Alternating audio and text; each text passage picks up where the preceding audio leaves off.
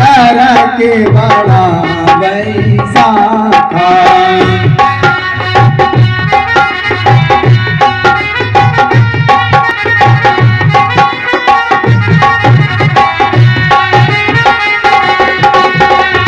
भक्त को क्या भाव रखना चाहिए? भक्त का भाव क्या होता है पता?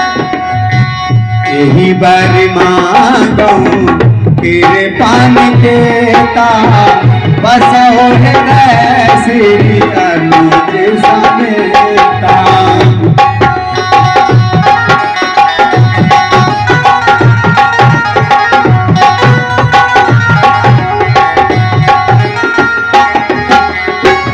यही बारी मांगो तेरे पानी के ता बसा है श्री अनुज समेता।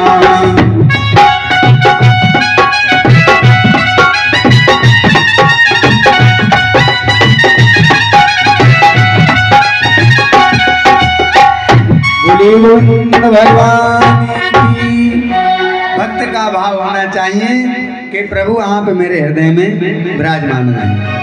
और महाराज इसी प्रकार से भगवान की कथा श्रवण करनी चाहिए भक्ति के भाव के साथ। उन्होंने कहा कल्याण तो बहुत लोगों का हुआ, ज्ञान वैराग्य का भी तरण हो गया। ज्ञान वैराग्य भी युवा हो गए जो बूढ़े पड़े हुए थे। भक्ति मैया की कृपा से भक्ति जो व्यक्ति करता है उसके जीवन में शक्ति आती है।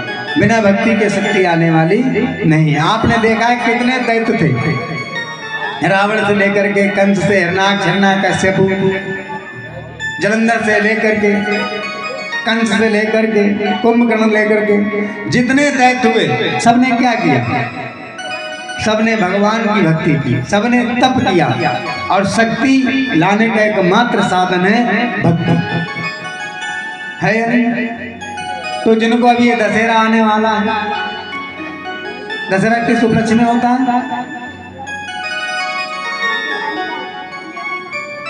बेटा 26 जनवरी थोड़ा बातचीत कम कर लो। माता जी ये दशहरा किस उपलक्ष्य में होता है? भैया थोड़ा आवाज नहीं आ रही। दशहरा किस उपलक्ष्य में होता है? नहीं पता? आप तो बता दो ना, नहीं पता है। ठीक है, इधर भी दशहरा किस उपलक्ष्य में होता है?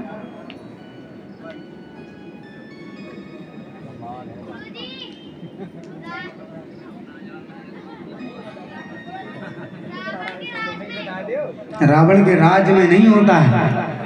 भगवान श्री कृष्ण ने रावण का वध किया था दशहरा वाले दिन। राम ने रावण का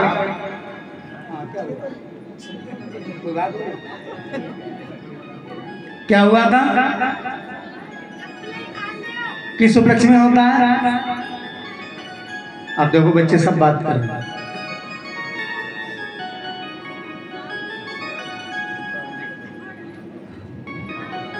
मैं ये समझ रहा था कि शायद पता हो, और हम दशहरा मना लेते हैं ये पता नहीं, त्योहार मना लेते हैं, त्योहार का तात्पर्य पता नहीं, इसलिए पूछ लिया। थोड़ा सा नाराज मत हो ना।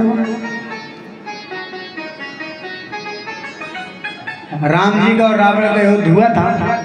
माता जानकी को रावण ले गया था ना हरण करके।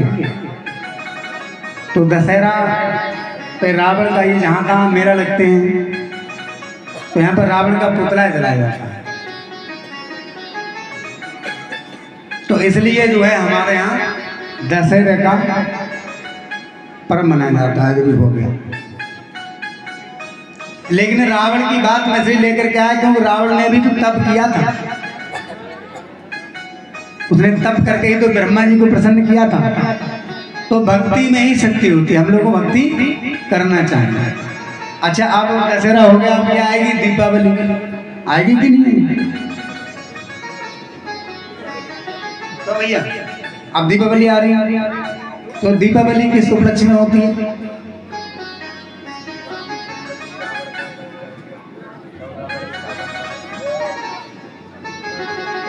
पता है सबको पर बता नहीं रहे। हाँ भैया के लिए ताली बजाओ एक बार सभी लोग। 14 वर्ष का वनवास काटने के बाद, रावण का वध करने के बाद श्री राम जी जब घर आते हैं, भगवान राम के आने की प्रशंसा में, खुशी में नगर में दीपावली मनाई जाती है, घर घर दिया जलाया जाता है। और जो होता है वो अच्छा ही होता है। हमें आपको सिखा करके राम जी का चरित्र वो चलेगा, ठीक है ना। तो बताना इसलिए, पूछना इसलिए पड़ता है कि शायद कभी कभी नहीं भी याद रहता है। जैसे कल मैंने कहा था कि नवदुर्गा थे और 9 दिन माता के व्रत थे, हम 9 दिन तक भूखे रह रहे हैं, मैया को मना रहे हैं, लेकिन अब ये पता नहीं आज कौन सी माता का व्रत है। भैया थोड़ा हम अपने धर्म के प्रति कितने जागरूक हैं, ये क्या दुख की बात नहीं? शायद किसी को नहीं लगता हो तो दुख के कई कारण होते हैं, बताएं। आपने देखा होगा अभी थोड़ा पेपर सेपर कम आ रहे हैं गांव में, नहीं तो पहले आते थे। मैंने कई बार लोगों को देखा है, अखबार आता है, अखबार सुबह सुबह बासी में लोग चाय पीते हैं और अखबार पढ़ते हैं। सबसे पहले 4 मित्र बैठे हैं, टेबल पे चाय रखी है, नमकीन बिस्किट रखे हैं और साथ अखबार पढ़ रहे हैं। और वो क्या बताते हैं, बेटा तुम्हें पूरी कथा याद है क्यों?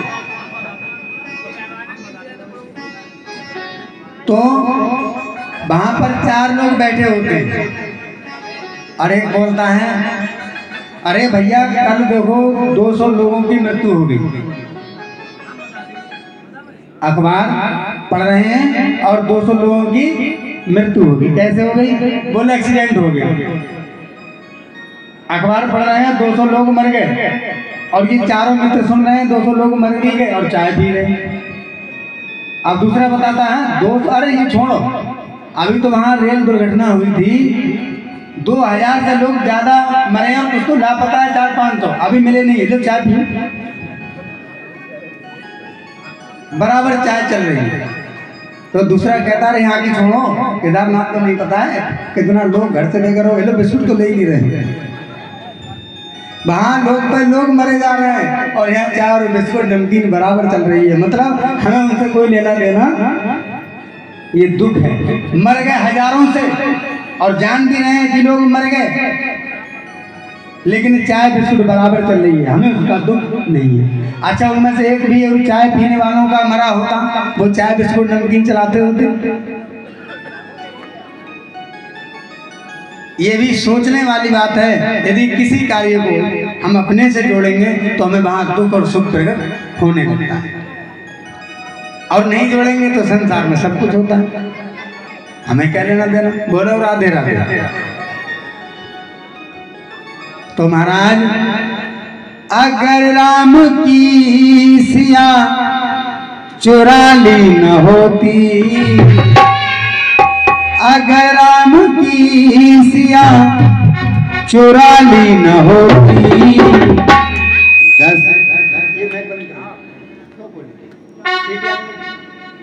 अगर राम की सिया चुरा ली न होती, दशहरा न होता, दिवाली न होती, दशहरा न होता, दिवाली न होती।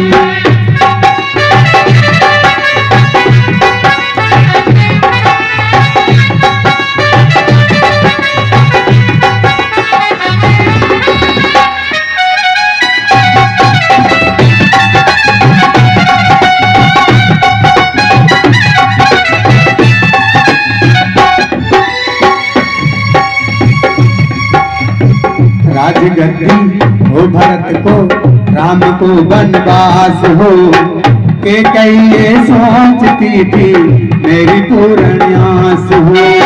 राजगद्दी हो भरत को, राम को वनवास हो, के कई ये सोचती थी मेरी पूर्ण आस हो। रघुकुल की रीतिगर, रघुकुल की रीतिगर निभाई न होती।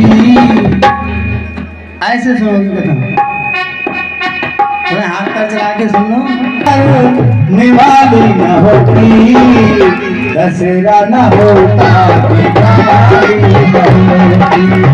दशहरा होता दिवाली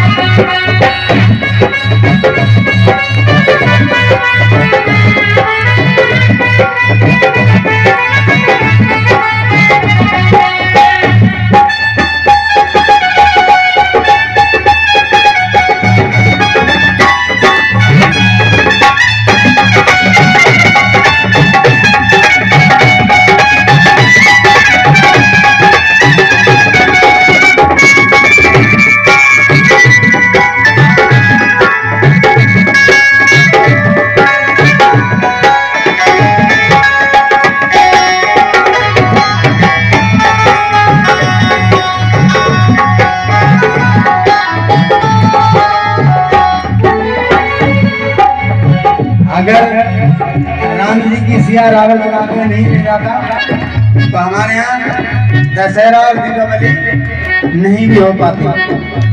और 10 दिन रकुल की नीति निभाई कि नहीं निभाई, उसी कारण हमारे यहाँ दशहरा और दीपावली हमें आज भी त्योहार मनाने के लिए मिलते हैं। और वन में जब पहुंचे राम जी, माता जानकी, लक्ष्मण जी, हर की सिया हर के लाया लंका पत्र है, धोखा दे दिया जानकी को साधु का धर्मेश है। हर की सिया हर के लाया लंका पत्र है, धोखा दे दिया जानकी को साधु का धर्मेश है। रेखा से पग जोशिया, रेखा से पग जोशिया निकाल न होती तो दशहरा न होता दिवाली, दशहरा न होता दिवाली।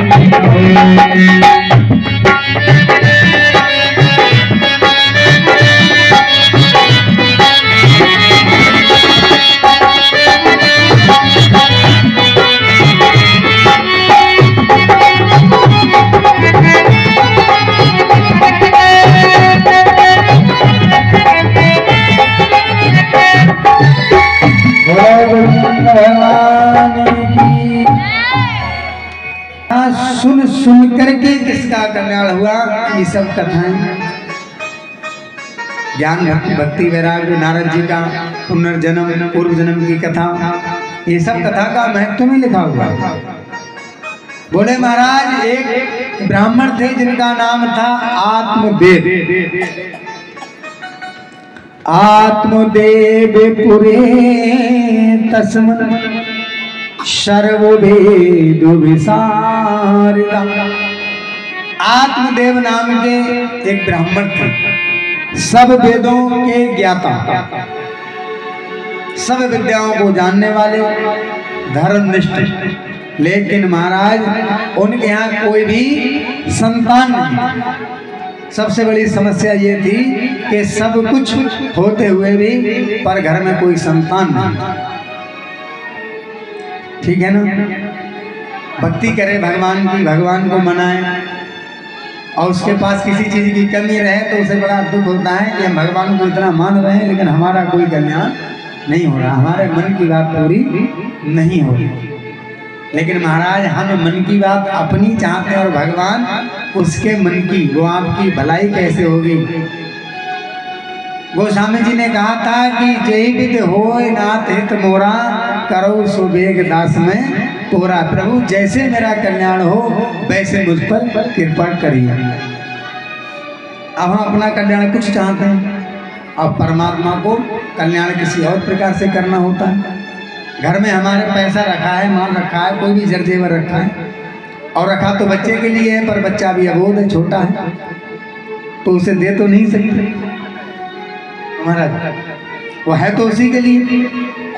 पिता जो परिश्रम करता है, पिता पुत्रों की चिंता में ज्यादा बूढ़ा होता है, वरना कि जल्दी कहाँ बूढ़ा हो जाए, होता है कि नहीं होता। पिता बूढ़ा हो गया, कमजोर हो गया, लेकिन पुत्र की चिंता लगी है, सारा माल खजाना है बेटे का, लेकिन अभी बेटा उस योग्य हुआ नहीं है कि उसके हाथ में ताला कुंजी दे दी जाए। और है तो उसी का। ऐसे ही हम सबका जो पिता है वो परमात्मा है। सारा माल खजाना है उसके पास तुम्हारे लिए देने को, लेकिन महाराज हम उस लायक कभी हुए नहीं। वो समय जब आएगा तो वो हमें मिल जाएगा। क्या देना है और क्या नहीं देना है ये भली बात पिता जानता है। घर का मुखिया, घर का जो बुजुर्ग होता है वो सब जानता है किसको क्या देना चाहिए और क्या अभी नहीं देना चाहिए। ये परमात्मा जानता है किस समय किसको क्या देना है। पर हम कभी कभी रुष्ट ये हो जाते हैं कि हमें अभी मिल जाए और वो समय नहीं है तो वो कैसे दे देगा। अब यहाँ पर आत्मदेव के यहाँ कोई संतान नहीं है। भगवान का भजन करते हैं, वेदों को जानते हैं, शास्त्रों को जानते हैं। कई जगह आपने देखा होगा, सुना होगा ऐसा कि भैया हम बहुत भगवान का भजन करते हैं, भक्ति करते हैं, हमने बहुत दान धर्म किया है, लेकिन हमारा फायदा कुछ नहीं होता और उनका नुकसान हो जाता है। ऐसा लोग कहते हैं कि या आपने देखा होगा बहुत से लोग परेशान रहते हैं शारीरिक कष्टों से, तो उनका कारण मेन पता है क्या है। ये जो हमारी 84 लाख योनियां हैं, इनमें हमें पुनरपि जननम पुनरपि मरणम पुनरपि जननी जठरे सनम, हमको आना है और जाना है, मरेंगे जिएंगे, मरेंगे और जिएंगे। तो जो हमारे पाप होते हैं जन्म जन्मांतर के, जो अच्छा कर्म करने लगता है तो पाप आकर के घेरने लगते हैं। जैसे हम आपके गांव में आए, अब हमको आपके गांव में कोई जानता थोड़ी है, लेकिन हमें किसी चीज़ की आवश्यकता पड़ जाए, किसी से कहेंगे भैया दे दो, यहाँ से जाएंगे तो आपकी वापस कर देंगे, तो 7 दिन तक यहाँ पर जाए किसी से कुछ भी मांग कर लें, मिल जाएगा। आप यहाँ से दिल्ली बम्बई कहीं पर रहने लगो, 1 महीना रहोगे, वहाँ पर भी व्यवस्था ऐसी बन जाएगी जैसे आपके गाँव में। लेकिन जब आप वहाँ से आएंगे, बिल्कुल आप किसी त्योहार पे आ रहे हैं तो उसको पता है ये आएगा, सर्विस यहीं करेगा, फिर आएगा, अगर उधारी भी है तो फिर दे देगा। और आप बिल्कुल आने लगो वहाँ से बोरिया बिस्तरा बांध करके, तो महाराज को अपना वो कर्जदार जो होंगे वहाँ पर आकर के घेर लेंगे, भैया हमारा हिसाब कर दो फिर जाना। तो यहाँ पर जब हमारे जन्म जन्मांतर के जो पूर्ण उदय होने लगते हैं, तब हमें पाप आकर के घेरने लगते हैं कि अब ये आवागमन से मुक्त हो जाएगा, ये भगवान की भक्ति कर रहा है। और जब यहाँ आना ही नहीं है, इस मृत्यु लोक में नहीं आना है, तो वो पाप कहाँ जाएंगे। हर जगह हर प्राणी का प्रवेश तो हो नहीं सकता, तो वो पाप आकर के घेरने लगते हैं। वो कहते हैं कि भैया हमारा जो लेखा जोखा है, जो लेना देना है, वो आपको अभी दे दीजिए इसी जन्म में, क्योंकि अब आप भगवान के धाम चले जाएंगे, आप मोक्ष को प्राप्त हो जाएंगे, तो हम अपना बदला लेने के लिए कहाँ जाएंगे। इसलिए हमें इसी जन्म में वो पाप आकर के घेरने लगते हैं। उन पापों से घबराना नहीं है, क्योंकि अब जब हम परमात्मा की भक्ति करेंगे तो वो सारे पाप नष्ट होने की कगार पे होते हैं और वो आकर के महाराज हमें घेरने लगते हैं। इसीलिए कभी कभी भक्ति करने वाला व्यक्ति भी दुख उठा करके चला जाता है, लेकिन वो भगवान के दरबार में फिर पहुंच जाता है, उसे आना जाना नहीं पड़ता। आत्मदेव को लगा कि मेरे यहाँ कोई संतान नहीं है। अब महाराज 2-4 लोग गांव में भी कहने लगे कि आत्मदेव के यहाँ कोई संतान नहीं है। घर में एक गाय पाली जाती थी, गौ माता, उसने भी कभी किसी बछड़े को जन्म नहीं दिया। घर में एक बेरी का वृक्ष था, उस पर भी कभी फल नहीं आए। किसके यहाँ? आत्मदेव के यहाँ। और जबकि सुबह से शाम तक पूजा पाठ करते थे, भगवान का स्मरण करते थे। आत्मदेव पुरे तस्मन् सर्वभेद विशारदा, श्रोते समातेश निष्ठा को द्वितीय एव भास्करा। सब वेदों को जानने वाले और महाराज सब शास्त्रों को जानने वाले, भगवान की कथा श्रवण करने और कराने वाले ऐसे ब्राह्मण के यहाँ कोई संतान नहीं। अब महाराज मिलने वालों ने ताना देना शुरू कर दिया कि लो एक जे है भगवान के भक्त, इनके यहाँ के संतान भी नहीं। तो ये सुन सुन करके एक दिन वो हुआ कि आत्मदेव को इतना बुरा लगा कि वो घर से निकल गए। कितना भी बड़ा विवेकवान पुरुष हो, कितना भी बड़ा ज्ञानवान हो, उसको बार बार वही बात सुनाई जाएगी तो महाराज 100 फूंकों के जोर से गीली लकड़ियां भी चूल्हे में जलने, हाँ वो भी जलने लगते हैं, कितना भी बड़ा निष्ठावान हो। आत्मदेव सब जानते थे, लेकिन लोगों की बातें सुन सुन करके उन्हें लगा कि मैंने भगवान की इतनी भक्ति की और मेरे यहाँ कोई संतान नहीं। चर्चा लोग करते थे, गाय के भी बछड़ा नहीं है, बेरी का वृक्ष उस पर कोई फल नहीं है, इनके यहाँ भी चौथेपन में कोई संतान नहीं है और ये भगवान की भक्ति करते हैं। ये सुन सुन कर एक दिन आत्मदेव जंगल में निकल गए और महाराज वहाँ जल में, नदी के किनारे खड़े होकर के जल में कूदना चाह रहे थे, अपने शरीर का त्याग करना चाह रहे थे कि उसी समय भगवान की कोई ऐसी कृपा हुई, एक महात्मा जी वहाँ निकल करके आ गया और जैसे ही आत्मदेव छलांग मारना चाह रहे थे, महात्मा जी ने हाथ पकड़ लिया। अरे महाराज तुम्हारे चेहरे पर इतना तेज, पढ़े लिखे विद्वान मालूम पड़ रहे हो और तुम्हें पता है कि जल में कूदने से अकाल मृत्यु होती है, क्यों मरना चाहते हो? तुम तो समझदार व्यक्ति,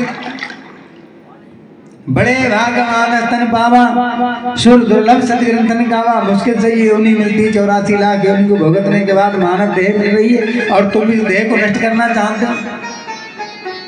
आत्मदेव ने कहा महाराज हमारा हाथ छोड़ दो, क्योंकि अब हम मरना ही चाहते हैं और हमें चाहे कोई कितना भी समझाए। महात्मा जी ने वेद पढ़ाए, शास्त्र पढ़ाए। आत्मदेव बोले इन चीज़ों से मेरा वास्ता पूरे जीवन रहा है, मैं ये सब जानता हूँ, लेकिन महाराज इससे मेरा कोई कल्याण आज तक नहीं हुआ। सन्यासी को लगा, उस महात्मा को लगा कि इसका दिल ज़्यादा दुख चुका है, तो बोले अच्छा क्या चाहते हो? बोले महाराज सत्संग नहीं सुनना चाहता हूँ, सत्संग तो मैं बहुत सुन करके आया हूँ, सुना करके लोगों को आया हूँ। यदि आप मुझे इतना समझा रहे हो और आपके पास सामर्थ्य है तो आप मुझे पुत्र दे दीजिए। मैंने सुना है कि जिसके कोई संतान नहीं होती, पुत्र नहीं होता है, उसका तरण तारण नहीं होता है। सन्यासी ने कहा ये तुम्हें किसने बता दिया, कौन से वेद शास्त्र में लिखा हुआ है कि पुत्र के द्वारा तुम्हारा तरण तारण होगा? बोले महाराज है तो नहीं, लेकिन फिर भी कुछ कर्म बेटे के द्वारा होते हैं, वो हो जाए तो बढ़िया है। लोग जीने नहीं देते हैं संसार, कहते हैं कि निर्वंशिया, इसका मुंह देखना भी पाप है, सवेरे सवेरे दर्शन हो गए इसके। तो महाराज उन्होंने कहा कि राजन अगर तुम इतने लज्जित होकर के, इतने परेशान होकर के संसार से आए हो तो लो ये फल ले जाओ, अपने उस झोले से एक फल निकाला और वो दे दिया आत्मदेव ब्राह्मण को और कहा कि राजन ये ले जा करके अपनी धर्म पत्नी को खिला देना। और वो फल लेकर के, सुंदर आशीर्वाद लेकर के उस सन्यासी के कहने से शरीर को नहीं छोड़ा और फल लेकर के घर आ गया। ठीक है ना महाराज? और जैसे ही घर आए, घर आकर के अपनी भार्या, इनकी पत्नी का नाम था धुंधली, जथा नाम तथा गुण, उनका नाम है आत्मदेव, जिनकी आत्मा में देवता रहते और वो धुंधली। अब गुण नहीं मिले, पंडित जी ज्यादा पढ़े लिखे और पंडितानी बेचारी पढ़ी लिखी तो है, लेकिन वो थोड़ा एटीट्यूड ज्यादा रखती थी। इन्होंने कहा देवी इस फल को खा लेना, महात्मा जी ने दिया है, इससे संतान हो जाएगी। देवी ने सोचा लो अब संतान हो जाएगा, फल खाने से कहीं महात्माओं के फल देने से कुछ हो जाएगा। ये फल को हाथ में लेकर के उस प्रसाद को देख ही रही थी कि जब तक इनकी परोसन आ गई। भागवत जी में तो ये भी कहा है कि बहन भी थी और वो बहन ने आकर के कहा दीदी ये फल लेकर के कैसे बैठी? बोली हमारे पति देव ने दिया है कि इसको खाने से मेरे गर्भ रह जाएगा, मेरे घर में कोई संतान आ जाएगी। और तू जानती है कि किसी भी स्त्री को संतान होने के बाद उसकी दशा खराब हो जाती है। मैं नहीं चाहती हूँ कि मैं ये बच्चों का सब साफ सफाई करूँ, मेरे बाल गिर जाएंगे, मेरी त्वचा खराब हो जाएगी, ये सब समझाया। बहन बोली बहुत अच्छा। उसने कहा ना संतान होगी और ना तुम्हारी ये संपत्ति कोई दूसरा लेगा, हम ही ले लेंगे। सलाहकार भी आए तो अच्छे वाले। बहन बोली तुम चिंता मत करो, ये फल की चिंता भी नहीं करो, इस फल का फल भी तुम्हें मिलेगा। अगर सन्यासी सच्चा है शास्त्रों में दम है, वेद पुराण की बातें अच्छी हैं, और फल में कोई फल मिलने वाला है तो ये फल ले जाकर के गाय को खिला दो। किसे खिला दो? गाय को। अगर फल में शक्ति होगी तो गाय के बछड़ा हो जाएगा, तुम्हारे घर में दूध हो जाएगा। और तुम अपनी चिंता बिल्कुल मत करो। ये फल जितना समय से तुम्हारे पास आया है, इतने समय से मैं भी गर्भ धारण किए हुए हूँ, और तुम गर्भवती होने का नाटक करते रहना। पंडित जी तो बाहर रहते हैं, दिन रात कथा करते हैं, तुम जो है गर्भवती होने का नाटक करते रहना, और जिस दिन ये सही समय आएगा मैं अपनी संतान तुम्हें दे दूंगी। बोलो राधे राधे। जोर से बोलना पड़ेगा, राधे राधे। इसलिए बोलवा रहा हूँ, कहीं सो रहे हो? सो तो नहीं रहे कोई? बराबर वाले देखते रहिए पड़ोसी, पर पड़ोसी भी कमाल के होते हैं। पड़ोसियों की कथा चल रही है, पड़ोसी कहता है सो ले लो, कथा सुनना है। उसने कहा कि ये जब इसके संतान नहीं होगी तो संपत्ति मुझे मिल जाएगी। और महाराज वो फल जो था वैसा ही किया, वो फल गाय को खिला दिया, और धुंधली अपने गर्भस्थ होने का, गर्भवती होने का नाटक करती रही। और ठीक समय आने पर उसकी बहन के यहाँ, उसकी सखी की हमारी जो संतान हुई, वो संतान से रातों रात उसके यहाँ पहुंचा। पंडित जी आए, पंडित जी को पता लगा, और महाराज के हमारे घर में संतान हुई। देखते हैं तो गाय ने भी बछड़े को जन्म दिया, लेकिन वो बछड़ा कैसा था? उसके जो कान थे वो गाय के थे, गौ के, और शरीर जो था वो संत का प्रसाद था। तो हमारे और आपके जैसा एक प्राणी ने जन्म दिया, जिसका नाम पड़ा गोकर्ण। गौ की तरह कान होने के कारण ब्राह्मणों ने, उन विद्वानों ने, ब्राह्मणों का नाम रखा गोकर्ण। बोली गोकर्ण महाराज की। और इनका जो पुत्र था, जो धुंधली की सहेली ने, बहन ने दिया, ब्राह्मणों ने कुंडली मिलाई तो उसमें पिताजी का कोई गुण भी नहीं था, वो तो ब्राह्मण का था ही नहीं। अब गुण बहुतेरे मिलाए पर करें क्या, जैसे तैसे बुढ़ापे में संतान हुई है। अब विद्वान ही एकदम आकर के तुम्हारी बुराई कर दे तो कहेगा अरे यार ये ऐसे विद्वान आए कि हमारी बुराई कर रहे हैं, बेटा तुम्हारा नहीं है। उन्होंने नाम रख दिया माता का कि ये भैया ये तुम्हारा नाम धुंधली है, और तुम्हारे पुत्र का नाम रहेगा धुंधकारी। क्या नाम रहेगा? धुंधकारी। जथा नाम तथा गुण। अब आप समझ लो जिसका नाम है धुंधकारी हो वो कैसे काम करेगा। अब गांव में चर्चा होने लगी कि भैया देखो आत्मदेव ब्राह्मण के तो भाग जग गए, 50-60 साल की आयु में एक संतान नहीं हुई, लेकिन आज धुंधली के यहाँ भी बच्चा हो गया, और तो और गाय ने भी बछड़ा दिया है, और वो भी पुत्र रूप में, और जो बेरी का जो वृक्ष था उसमें भी बेर आ गए। भगवान की कृपा हुई, गांव में चर्चा चलने लगी, और महाराज धीरे धीरे वो बच्चे बड़े होने लगे। समझ रहे हैं ना बात को? अब दोनों छोटे छोटे बच्चे बड़े हो रहे हैं, एक जैसा अन्न खा रहे हैं। भाई खाना बनता है घर में तो सब बच्चों को एक जैसा मिलता है, माता जब सबको भोजन कराएगी एक जैसा मिलेगा क्यों नहीं? एक ही अन्न का भोजन है, एक ही सब्जी है, रहना सहना सब कुछ एक है, लेकिन महाराज रास्ता दोनों के अलग अलग हो जाते हैं। एक पिता के विपुल कुमारा, पृथक पृथक पुत्र होते हैं, कोई मास्टर बन जाता है और कोई कुछ नहीं बन पाता है। आत्मदेव के यहाँ यही हुआ, 2 पुत्र हैं, एक गाय का पुत्र है और एक धुंधली का पुत्र है। दोनों गुरुकुल में जाते हैं पढ़ने के लिए, और महाराज पढ़ने नहीं रख लो बेटा, अभी सबका लिख गया तो दे देना एक बार कि गोकर्ण सुबह से शाम तलक। गोकर्ण महाराज क्या करते थे?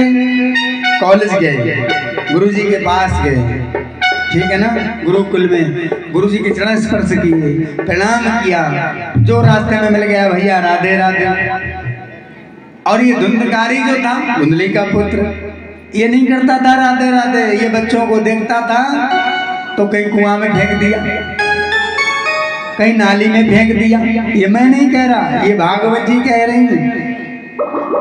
वो गोकर्ण वो संत था, वो महात्मा था, क्योंकि हम जैसा अन्न खाते हैं वैसा ही हमारा मन बनता है। और देखो आपको पता भी होगा, आपके यहाँ नीम का वृक्ष खड़ा हुआ है, आप इस पे शहद चढ़ाइए, दूध चढ़ाइए, शरबत चढ़ाइए, लेकिन इसकी पत्ती कभी मीठी होने वाली, ये कड़ुआ का कड़ुआ ही रहेगा।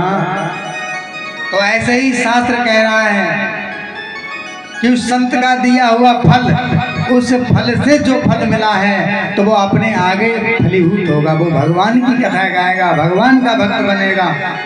और महाराज जिसके मन में पहले ही पाप हो तो उसका पुत्र तो पापी ही बनेगा। धुंधकारी क्या करता था, बच्चों को बुलाया, डराओ डराओ, और ले जाकर के कुएं में डाल दिया, किसी को धक्का दे दिया, कुछ नहीं पिसाई तो थोड़े धूल हाथ में लिए बच्चों के ऊपर छोड़ दी। ये धुंधकारियों के कार्यक्रम होते हैं। और उनका क्या कार्यक्रम था कि सुबह से शाम तक गुरुकुल में रहा करते थे, गुरु की सेवा किया करते थे और भगवान का भजन किया करते थे कि गौकर्ण सुबह से शाम तलक पूजन में समय बिताता था।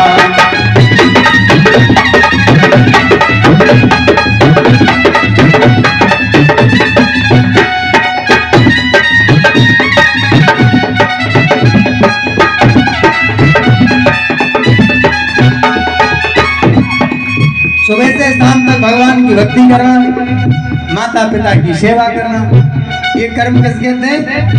गौकर्ण महाराज। और गौकर्ण महाराज इतने पढ़ लिख करके विद्वान बने कि उन्होंने अपने गुरु के रूप में भगवान सूर्य को प्रकट कर दिया। समझ रहे ना? गौकर्ण महाराज ने अपने गुरु बना लिए भगवान श्री सूर्य देव। और अब बड़े हो गए, अब इन्होंने तो विद्या आरंभ की, श्रीमद् भागवत कथा शुरू करी। अब आत्मदेव ये देखते थे कि एक बेटा मेरा जो गाय से जन्म लिया वो तो अच्छे अच्छे काम कर रहा है, और संत का जो प्रसाद था, वो संत ने जो प्रसाद दिया, मेरी पत्नी ने जो खाया, उसका बेटा ऐसे काम क्यों कर रहा है? पर एक ने विचार लगाया कि ये हो नहीं सकता। विचार लगा करके देखा इसमें कहीं ना कहीं धोखा हुआ है। तो इतने बैठ करके अपने बड़े पुत्र गोकर्ण महाराज के पास दुखना रोने लगे कि बेटा ये क्या हो गया। अब वो वैराग्यवान पुरुष थे, वो धर्म को जानते थे, वो ग्रंथ को जानते थे।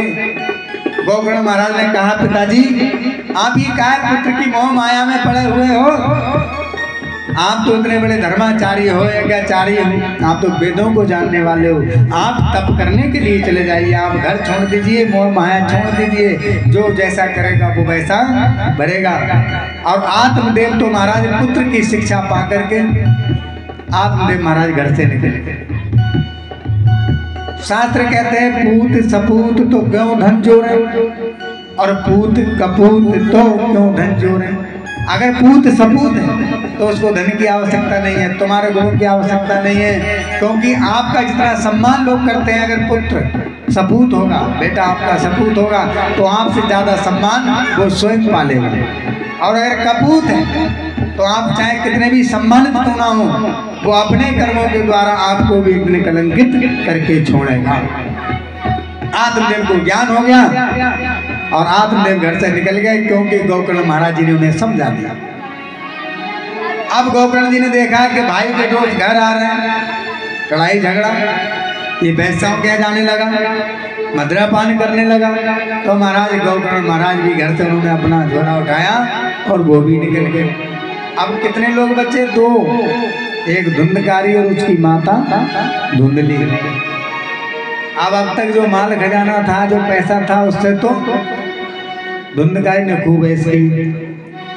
अब जब घर में कोई कमाने वाला नहीं, धन लाने वाला नहीं, तो धन आएगा कहाँ से? भैया धन कहाँ से आए? एक भाई था वो भी चले गए, पिताजी थे वो भी चले गए, जो घर का माल खजाना था वो तो धीरे धीरे धुंधकारी ने सब बर्बाद कर दिया। और अंत में हुआ ये कि माता से कहा, माँ मुझे पैसे दीजिए। माता के पास पैसे थे, माँ ने कहा बेटा, लेकिन माँ ने पहले पैसे दिए।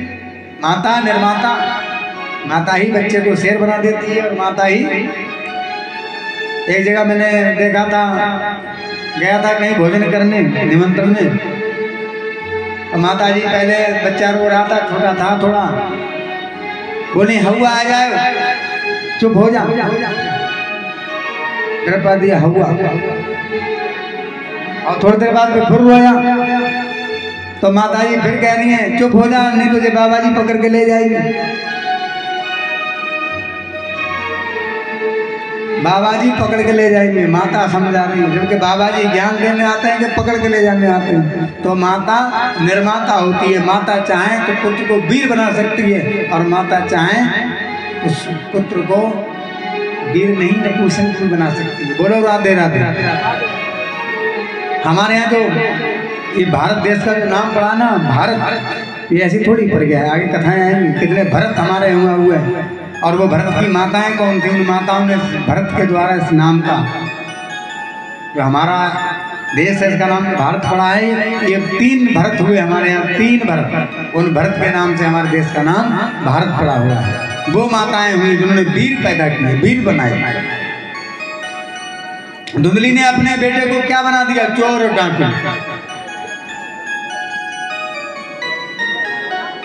अब महाराज जब पैसे नहीं मिले तो एक दिन डंडा उठाया धुंधकारी ने, और माता के ऊपर जुट गया कि डंडों से माँ की पूजा की, लातों से गुर सत्कार किया।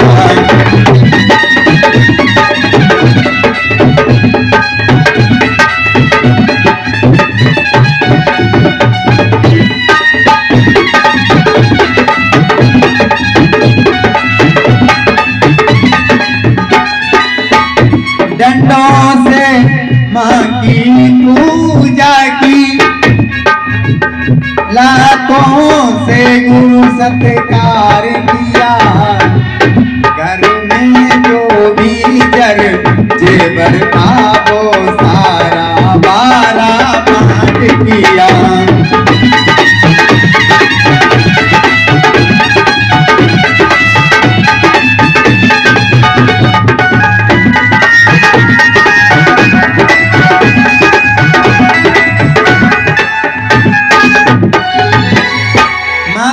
जुड़ा पकड़ लिया और डंडा लेकर के जुट गया। वो धुंधकारी अपनी माता को मारने लगा। बोले माता अब बताओ वो धन है कहाँ। माता बेचारी रो गई।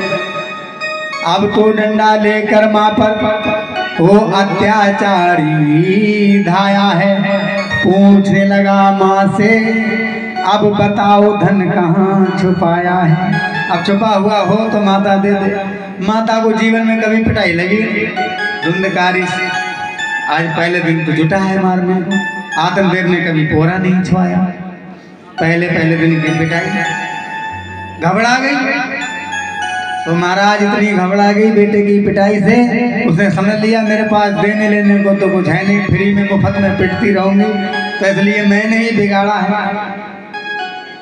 तो जैसी करनी वैसी भरनी, जो बोएगा वही पाएगा, तेरा किया ऐसी करनी ऐसी करनी ऐसी करनी। धुंधकारी डर गई। वो धुंधकारी के डर से वो धुंधली डर गई। और धुंधली ने महाराज रात में उठ करके, रात्रि का समय हुआ तो पड़ोस में एक कुआं था, उसमें डूब करके अपने शरीर का अंत कर दिया। गोविंदाय नमो नमः। बोलो राधे राधे। डर के मर गए कि मैं इस डंडे की मार से तो महाराज प्राणों को छू। अब जिसके मन में जो आता है वो नहीं करता है। धुंधकारी और फ्री हो गई। धुंधकारी में लगा पिताजी पहले चले गए, भैया बाद में चला गया, अपना आप चले। अब नो टेंशन। अब जहां ये धुंधकारी जाता था पहले से जाना पड़ता था। अब जाना थोड़े, मित्रों को घर ही बुला लिया, आ जाओ अब जमेगी पार्टी। पार्टी होने लगी। पैसा रहा नहीं तो महाराज ये चोरी करने लगा। और चोरी करके वैश्यों के यहाँ जाता था। वैश्यों क्या चाहिए? धन। इसने एक दिन राजा के यहाँ डाका डाला और वो धन लेकर के, बहुत सारा धन इकट्ठा करके उन वैश्याओं के यहाँ महाराज जी पहुंचे। वैश्याओं ने मार देखा, वो धन देखा, वो तो अपने पास कोठी रख ली और मन में विचार किया कि अब तो ये चोरी करने लगा है, चोरी का धन लेकर के आया है, तो चोर से ज्यादा बुरी गत उसकी होती है चोरी का माल जहाँ पकड़ जाता है। बोलो राधे राधे। होता है कि नहीं होता है? चोरी का माल कहाँ आया, कैसे आया? वैश्याओं ने समझा कि ये तो बच जाएगा और माल यहाँ पकड़ जाएगा तो हम मुफ्त में मारे जाएंगे, इसलिए इसको खूब मदरा पान कराया, इसको शराब पिलवाई गई और महाराज इसको 4 पाई पर पे बांध करके, समझ रहे हैं ना, इसको बांध के डाल दिया। नशे में जब ये धुत था, इनका माल खजाना सब रख लिया गया धुंधकारी का, और उसी समय जलती हुई लकड़ी लेकर के इसके मुंह में ठूस करके, 4 पाई से बांधकर इसके जलती लकड़ी लेकर के मुंह में ठूस करके इसका प्राणांत उन वैश्याओं ने। इस प्रकार से वो धुंधकारी जिसका प्राण छूटा, तो महाराज आज जबरदस्ती तो किसी के प्राण निकलने वाले ऐसे है नहीं सरल में, तो इसको जबरदस्ती नहीं मारा गया, अकाल मृत्यु को प्राप्त हुआ, इस कारण ये प्रेत बन गया। ये प्रेत बन गया। प्रेत तो नहीं जानते ना, भूत। चिंता मत करो, ये भूत का नाम तो आया है तो बताना पड़ता है, बाकी राम जी की जहाँ कथा होती है, कृष्ण जी की जहाँ कथा होती है, वहाँ हनुमान जी रहते हैं। और ये भूत आपने देखा होगा श्रीमद् भागवत कथा जिस जगह होती है वहां पर एक काली झंडी लगाई जाती है, कुछ लोग लगा देते हैं पर हम नहीं लगाते, कहीं कहीं लगाई जाती है, क्योंकि हमारे यहाँ हनुमान चालीसा होता है, हम हनुमान जी का आह्वान करते हैं। और भूत पिशाच निकट नहीं आवे, महावीर जब नाम सुनावे।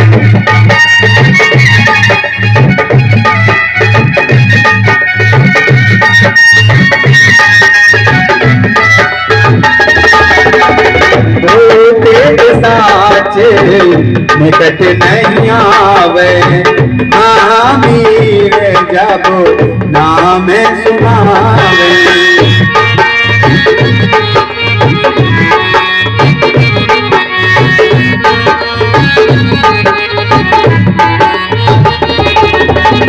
सब सुख ले तुम्हारी सरना, सब सुख ले तुम्हारी सरना, तुम रख छटका उनको रखना, तुम रख छटका उनको रखना।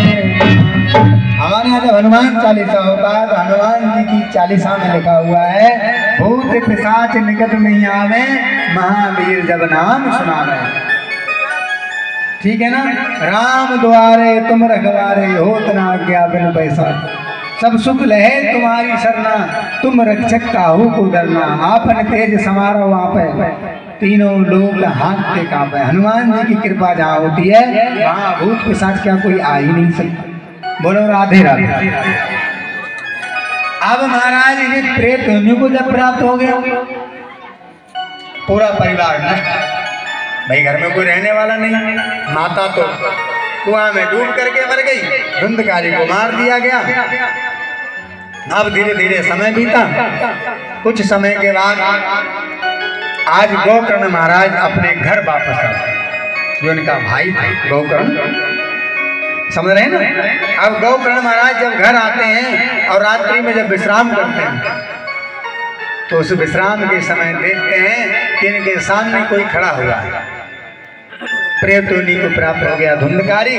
तो धुंधकारी कभी घोड़ा बन जाता था, तो कभी बैल बन जाता था, और कभी इनके भाई जरूर में आकर के इनके समक्ष रोने लगता। अभी ये सब देख करके उन्होंने सोचा कि क्या किया जाए। रात्रि जैसे ही कटी, सुबह को लोगों से पूछा, बताया लोगों ने कि ये हुआ तुम्हारे भाई के साथ, आस्था माता के साथ ये हुआ, दुख हुआ गोकर्ण महाराज। लेकिन महाराज धुंधकारी को कोई भी आराम नहीं मिला। वापस आए, रात्रि में जैसे ही विश्राम किया, आज महाराज गोकर्ण के समक्ष दोबारा वो जो प्रेत को प्राप्त हुआ था, इनका भाई धुंधकारी वो खड़ा हो जाता है, इनसे बात करता है कि भैया मैंने अपने कर्मों के द्वारा ये प्रेत नहीं पाई और मेरा उद्धार करने के लिए आप मेरे बड़े भाई हैं, तो आपका दायित्व बनता है कि आप मेरे लिए कुछ ना कुछ करें। गोकर्ण ने कहा भैया मैं तेरे लिए सब जगह पिंडदान कर रहा है, जहाँ जहाँ इसने जो बताया वो मैंने सब किया, तीर्थों पे हुआ, पर तेरी प्रेत योनि नहीं जा रही है, मैं इसका क्या करूँगा, मैं सुबह बताऊंगा तेरे लिए। तब शास्त्र कह रहा है श्रीमद् भागवत कथा कि सुबह को इन्होंने गोकर्ण महाराज ने अपने गुरु जी का ध्यान किया, इनके जो गुरुदेव है भगवान सूर्य, उनका ध्यान किया। उन्होंने बताया कि इस प्रेत योनि में आए हुए तुम्हारे भाई को कहीं आराम मिलने वाला नहीं है, इसकी मुक्ति कहीं नहीं होगी। यदि इसकी मुक्ति चाहते हो तो तुम्हें क्या करना है कि 7 दिन के लिए श्रीमद् भागवत कथा ज्ञान यज्ञ का अनुष्ठान करना पड़ेगा। क्या करना पड़ेगा? 7 दिन तक श्रीमद् भागवत कथा सुनवानी पड़ेगी। और प्रेत योनि से मुक्ति पाना चाहते हैं तो हमें भागवत कथा सुननी पड़ेगी। अब महाराज गोकर्ण जी ने वही किया।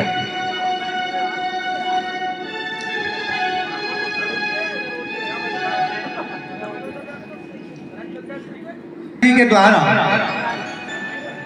गोकर्ण महाराज को कि मुझे कथा सुनानी पड़ेगी। तब महाराज सुबह सूर्योदय के बाद सुबह को क्या हुआ कि एक व्यास गद्दी बनाएंगे, बढ़िया सा एक सिस्टम तैयार किया गया जहाँ पर कथा करनी है। तो उस गद्दी पर श्री गोकर्ण महाराज मनसासीन हुए, मतलब कथा वाचक के रूप में प्रथम बार गोकर्ण महाराज उस गद्दी पर बैठे। सुनने वाले श्रोता लोग आए और गुरुजी ने बताया था कि पंडाल के बाहर, मतलब ग्राउंड के बाहर, ग्राउंड जानते हैं किसे कहते हैं? हमारे गांव बाजीगढ़ आता है तो एक लकीर खींचता है, जैसे लक्ष्मण रेखा माता जाने के लिए खींची गई थी ना। तो ये भी बड़ा हमारे दिमाग में होना चाहिए कि हम क्या कर रहे हैं। ये जो प्रांगण बना हुआ है, तो जैसे बाजीगढ़ एक लकीर बना देता है, भैया लक्ष्मण ने रेखा खींच दी थी कि माता जानकी आप यहीं रहना, चाहे कुछ भी हो जाए बाहर नहीं निकलना। तो एक रेखा होती है हमारे सबके लिए, जितने बीच में प्रांगण बना हुआ है इसी में कथा श्रवण करनी चाहिए। और वही प्रांगण वहां पर बनाया गया। तो गुरुदेव कहते हैं सूर्य भगवान ने कहा गोकर्ण महाराज से कि एक अपना पूरा सिस्टम बनाना अपना, ठीक है ना, केले के खंभे लगा करके सुंदर चूना इत्यादि डाल करके अपने ग्राउंड बनाना। और उस ग्राउंड के बाद कथा मंडप के बाहर एक काली झंडी लगाना, उस पे बांस का एक डंडा लगाना, 7 नाटी वाला, गोकल बांस होता है। और वो प्रेत अंदर तो आ नहीं सकता, वो प्रेत भागवत कथा में नहीं आ सकता। ये गुरुजी कह रहे हैं भगवान सूर्यदेव अपने शिष्य से, गोकर्ण महाराज से, कि जहाँ पर कथा होती है जितना प्रांगण बन जाता है उस प्रांगण के अंदर वही व्यक्ति आ पाता है जिसके जन्म जन्म के पाप नष्ट हो जाते हैं। और धुंधकारी तो स्वयं पापी है, वो प्रांगण में कैसे आ सकता है? वो कथा प्रांगण में नहीं आ सकता। इसके लिए कथा प्रांगण के बाहर एक झंडी लगाना और उस पे एक बांस का स्थान देना, कोकल बांस होता है, कोकला जानते हैं ना, उसमें प्रेत की आत्मा आकर के बैठेगी। यहाँ तो बैठ नहीं सकती क्योंकि यहाँ तो हनुमान जी की गद्दी लगी हुई है। तो कथा श्रवण करने का अधिकारी भी सब नहीं होते हैं। कथा श्रवण करने का अधिकार भी उनको है जिन्होंने परमात्मा ने बड़ी उन पर कृपा की। बोलो राधे राधे। सुनने को तो ये जहाँ तक वाणी का विकास होता है वहाँ के सभी पशु पक्षी भी कथा को श्रवण करते हैं कि नहीं करते हैं? तो बाहर सुनने में कोई दोष नहीं। इधर सौनक जी कथा को श्रवण कर रहे हैं और सूत जी कथा को श्रवण करा रहे हैं, और वहां सूर्यदेव भगवान अपने शिष्य गोकर्ण महाराज को बता रहे हैं कि कथा कैसे करनी चाहिए। कथा का सब नियम बताया। जो ये हम कथाओं में करते हैं, हम आधा नहीं कर पाते हम लोग। जो भागवत जी में विधान है वो सब गोकर्ण महाराज ने किया। और एक 7 कांठी का एक बांस ला करके लगाया, उस पर काला झंडा लगाया गया और उस पर प्रेत को स्थान दिया गया अपने भाई पे। और वहाँ पर सारे संत महात्मा जिनको पता लगा कि श्रीमद् भागवत कथा होने जा रही है, तो महाराज वहाँ भागवत जी में ऐसा लिखा गया है कि जो विकलांग थे, कभी किसी का हाथ पैर इत्यादि नहीं होता है, वो भी बेचारे उस कथा में लुढ़क करके भाग करके श्रवण करने आए। कि वो ऐसी कथा है, भक्ति दायनी है, मुक्ति दायनी है, मोक्ष दायनी है। जो इच्छा करियो मन माही, राम कृपा कछ दुर्लभ नहीं। उस कथा को कौन अभागा नहीं सुनना चाहेगा। उस कथा में सारे लोग आए, धुंधकारी को भी स्थान दिया गया और महाराज कथा का शुभारंभ होता है। जय जय राम कथा हो, जय श्री श्याम कथा। जय जय राम कथा हो, जय श्री श्याम कथा।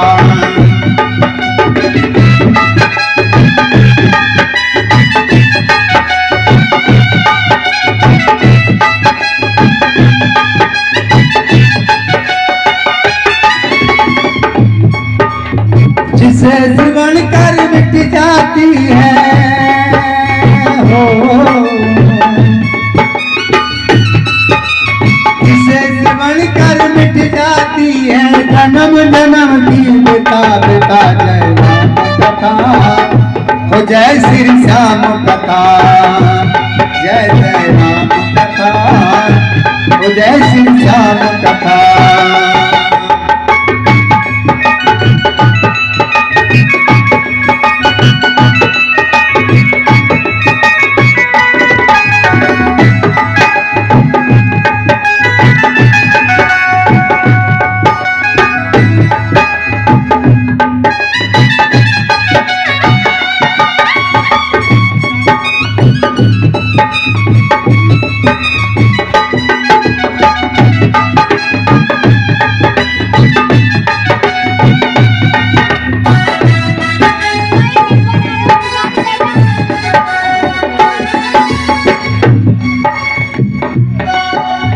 राम कथा सुंदर करतारी, संसद अंक उड़ा बनहारी।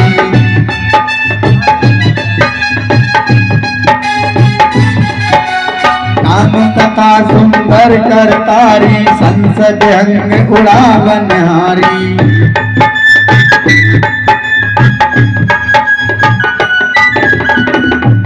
जय जय राम कथा हो, जय श्री श्याम कथा।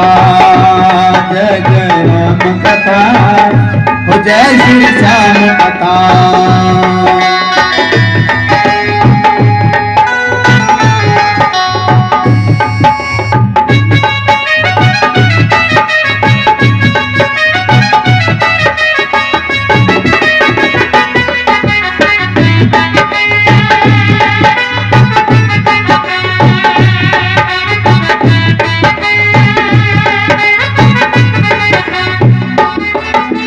वाल्मीकि नारद घट जोनी, कही मुखन निज निज कर होनी।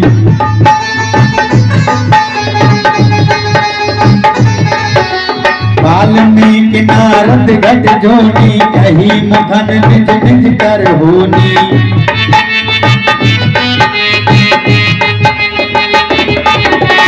उल्टा नाम जपा जग जाना, वाल्मीकि भय ब्रह्म समाना।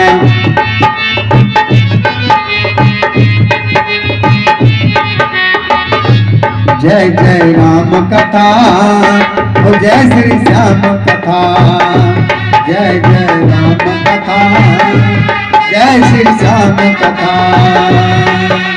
जिसे श्रवण कर मिट जाती है हो, जिसे श्रवण कर मिट जाती है जन्म जन्म की बिता बिता। जय राम कथा हो, जय श्री श्याम कथा। जय जय राम कथा।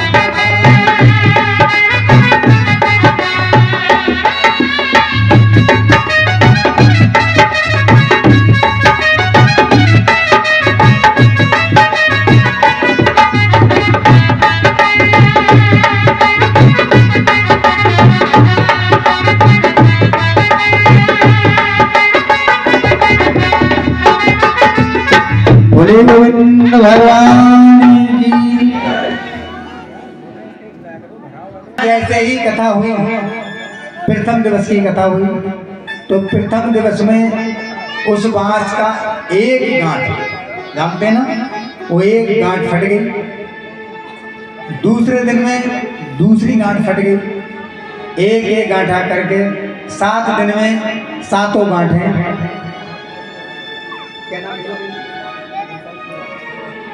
परमात्मा श्रीमान प्रेमपाल श्रीवास्तव जी की सुबह के बारे में किया है। कॉपी बेटा लिख लिया करो, सबका कॉपी कहाँ रहती है? चलो ठीक है। तो भैया 7 दिन तक कथा चली बेटा। दिन में 7 गांठें टूटती रही और प्रेत योनि से वो मुक्त होता रहा धीरे धीरे। अब महाराज 7 दिन जब कथा विराम हुई, प्रेत को अपनी योनि से मुक्ति मिल गई।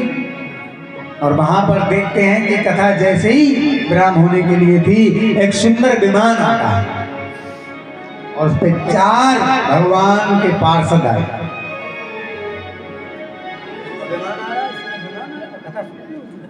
विमान वहां पर आकर के रुका। अब वहां पर जितने भक्त कथा को श्रवण कर रहे थे, उन्होंने देखा कि चमकीले चमकीले वस्त्र पहने हुए 4 लोग वहां प्रकट हो गए। और वो जो प्रेत योनि में था, जिसको कथा के मंडप में आने का भी अधिकार नहीं था, उसने सुंदर वेश बनाया, 4 भुजाएं दी, देवताओं जैसा रूप प्रकट हो गया। वहां लोगों की आंखें चम गया, इतनी प्रकाशमान वो दिव्य दरबार था। और सबके देखते देखते वो प्रेत योनि से जो बैठा हुआ धुंधकारी था, वो देवताओं के रूप में महाराज विमान पर बैठ करके चला जाता है। अब उसका तो उद्धार हो गया, उसका कल्याण हो गया। सूत जी कहते हैं सौनक आदि ऋषि हो, वहां 87,000 ऋषि मुनि बैठे हुए, पर और किसी के लिए विमान नहीं आया। विमान किसके लिए आया? धुंधकारी। अब प्रश्न इस बात का था कि वहां पर बैठने वाले लोगों को शंका हुई। व्यास जी से प्रश्न कर दिया गोकर्ण महाराज से कि महाराज एक बात बताओ, ये तुम्हारा भाई था, इसको तुमने प्योर कथा सुनाई, असली कथा। हमें लग रहा तुम्हें नकली कथा सुनाई, क्योंकि कथा तो सबने सुनी, पर विमान प्रेत के लिए आया और हमारे लिए कोई विमान नहीं आया। तो गोकर्ण महाराज कहते हैं कि भाई ये तो मैं नहीं बता सकता कि विमान एक ही क्यों आया और क्यों नहीं आया, और कोई परम धाम के लिए मोक्ष को प्राप्त क्यों नहीं हो पाया। तो यहाँ पर सूत जी सौनक आदि ऋषियों को समझाते हैं, ऋषियों वहाँ का विवाद ये था कि यहाँ पर भी गुरु भगवान ने सूर्य नारायण ने आकर के बताया कि तुम्हारे विवाद से कुछ होने वाला नहीं है, क्योंकि कथा सबको अपना अपना फल देती है, जो जैसे सुनता है। कि हमने उसने एक साथ इस कथा अमृत का पान किया, पर प्रभु ने हमको छोड़ दिया, उस पापी का निर्वाण किया।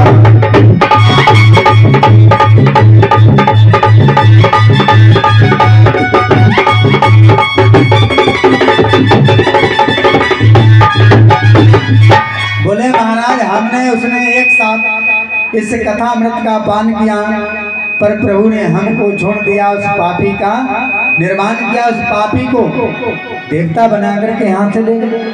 ऐसा कैसे हो सकता है? तब वहाँ उत्तर हुए।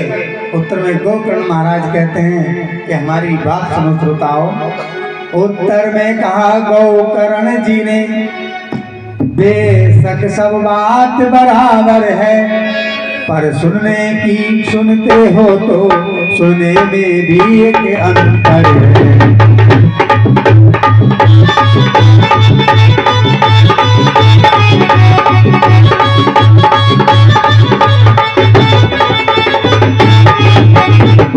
सब श्रोता एक नहीं, कुछ सोते और सरोते हैं। इसलिए कथा सुनने पर भी फल एक जैसे नहीं होते।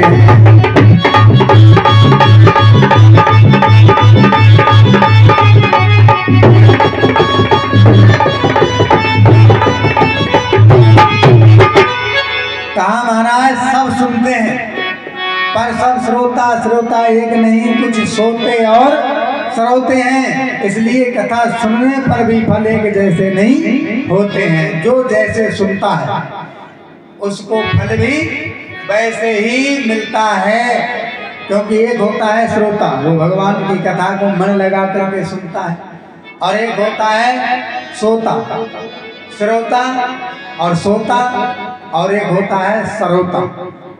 भागवत जी कह रही हैं कि 3 प्रकार के श्रोता श्रीमद् भागवत कथा में आते हैं। एक आए कथा को श्रवण किया, दूसरे आते हैं वो सो जाते हैं, और तीसरे आते हैं वो बातचीत करते हैं श्रोता की तरह। कितनी भी अच्छी बात हो वो कट जाती है। जैसे ये श्रोता है, ये जो है श्रोता में आएंगे, बोलो राधे राधे, इन्हें परवाह नहीं है कथा कहाँ चल रही है, ये तो अपनी कच कच में लगे रहेंगे। तो महाराज भगवान की कथा कहती है कि भाव का भूखा हूँ मैं और भाव ही सार है। जिस भावना में भावना हो तो भावना बेकार है। भाव से मुझको भजे तो भव से बेड़ा पार है। और भाव जहाँ नहीं है वहाँ पर चाहे आप कितना भी कुछ कर लो, कुछ होने वाला नहीं है। बोलो राधे राधे।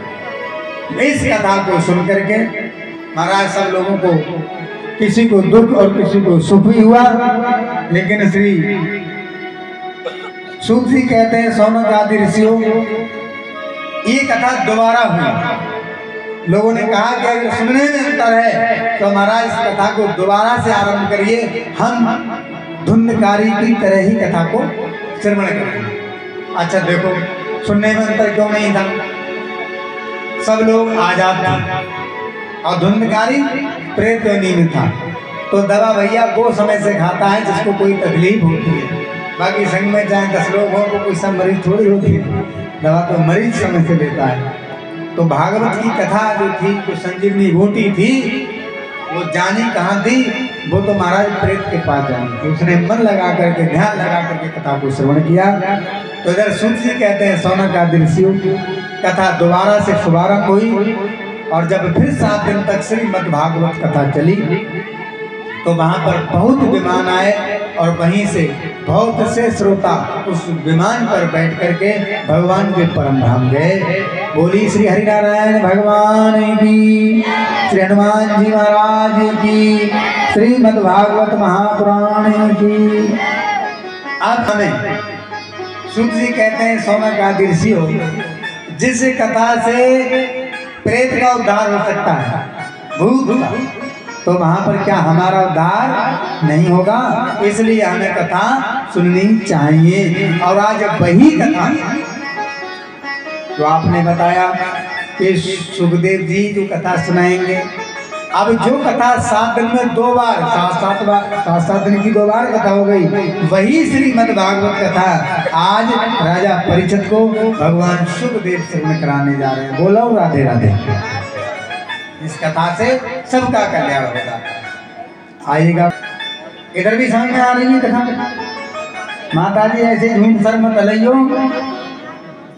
हाँ, आप तो सुनती ही बात से, सुनने वाले तो सभी बैठेंगे, बिना सुनने वाले थोड़ी बैठेंगे। एक दिन की बात बताऊं माता जी, जागरण था हमारे, जागरण। हाँ माता जी भी आ गई, बढ़िया बात है, देख ली मैंने। माता जी राधे राधे। आज आड़ में बैठी, गलत बात है, स्थान चेंज कर दिया, चलो कहीं बैठो। तो वो माता जी बैठी थी, हमारा जागरण हो रहा था। तो मैं जागरण की बात आपको बताऊं, गाने वाले गा रहे थे और हम वहां बैठे हुए थे, जागरण चल रहा था। तो एक माता जी रो रही थी, समझ रही हो ना माता जी? ओ माता जी बहुत जोर जोर से रो, और गाने वाला बेचारा खूब मेहनत से गाए। वो गाने वाला भी ऐसा था, उसकी थोड़ी राजेश तुम्हारे से थोड़ी बड़ी दाढ़ी थी, लोग रखा लेते हैं। हाँ ऐसे चलती। अब बहुत मेहनत कर, उसे लगा कि मेरा एक श्रोता सफल हो गया, मेरा जागरण सफल हो गया, कोई तो रोया था। और जोर जोर से रोए, जोर जोर से। अब माता जी को जितना जोर से गाए म्यूजिशियन जितना तेज हुए नहीं माता जी हो गए। अब वो तो गाने बजाने में सब लग गए, हम धीरे से गए। हमने कहा माता जी क्या बात है? अरे अभी तो यहाँ 10 रुपए की लॉटरी लगवा दे भैया, चल रहा है अरदास, यहाँ को रोने वाली बात ही है नहीं। भजन चलता है माता जी जागरण में, तो वहाँ तो हंसी खुशी से रहना चाहिए। अब माता जी बहुत जोर जोर से रो, तो वो गाने वाला भी रुक गया। हम माइक लेकर के पहुंच गए। हमने माता जी कोई कारण बताओ, कहाँ की याद आ गई? बोली ना गुरुजी से गाने दो। तो हमने कहा कोई तो कारण होगा, और सब रुक गए। वो माइक हमने लिया, हमने पूछा माता जी आप क्यों रो रही? माता जी बोली अरे गुरुजी से गान दो, गान दो। तो हमने कहा गान तो दें, गा तो रहा है, लेकिन आपको क्या कष्ट है? बोली अब जब कुछ मत पूछो गुरुजी, हम तुम्हें क्या बताएं, हम इसकी तरफ देख देख के एक बात याद आएगी, इसलिए बहुत विकट हुआ।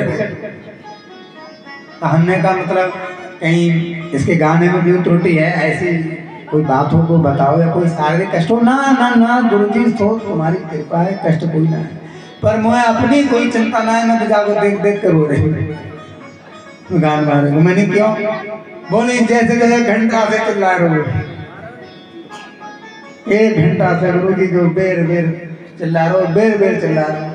मेरे यहाँ बकरिया ही बहुत बाघ को बच्चा ऐसे ही दिन में करके मेरी नाखन के सामने चिल्लाए चिल्लाए खत्म हो।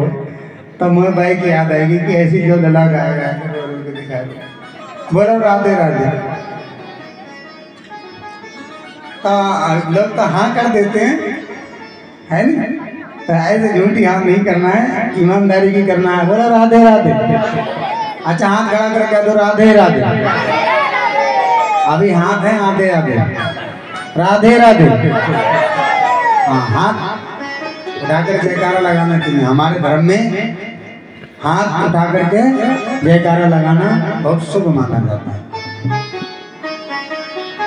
बोले हनुमान जी महाराज की, श्री गणेश भगवान की, श्रीमद् भागवत महापुराण की।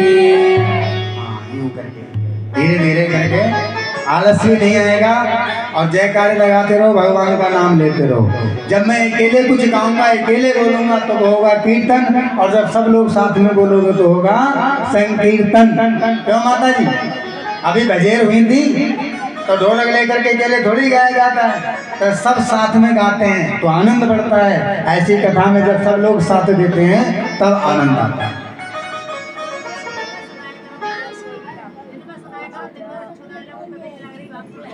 और का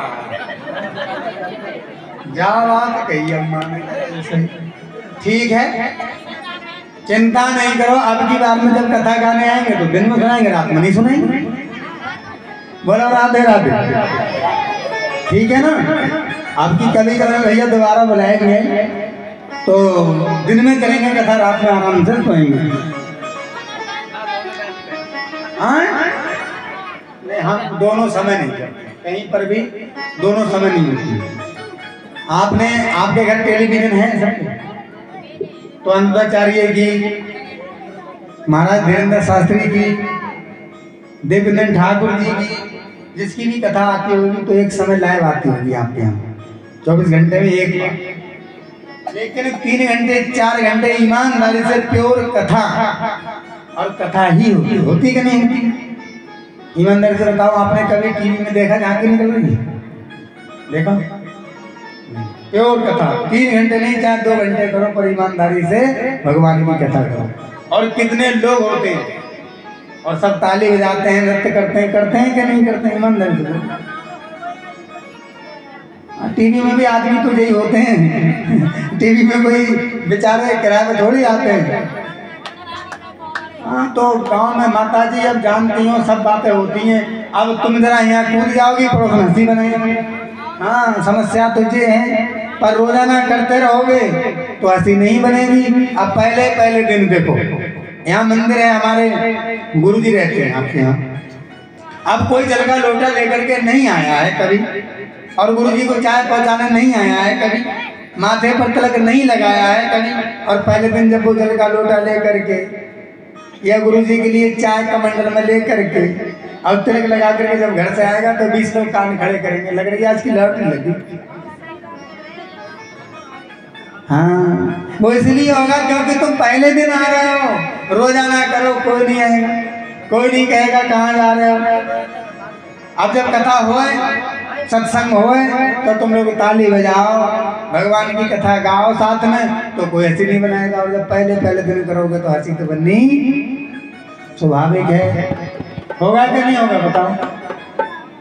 अब ऐसे तो हमसे भी लोग कहेंगे भैया देखो बाबा जी वो तो घूम रहे हैं, उसमें समस्या क्या है।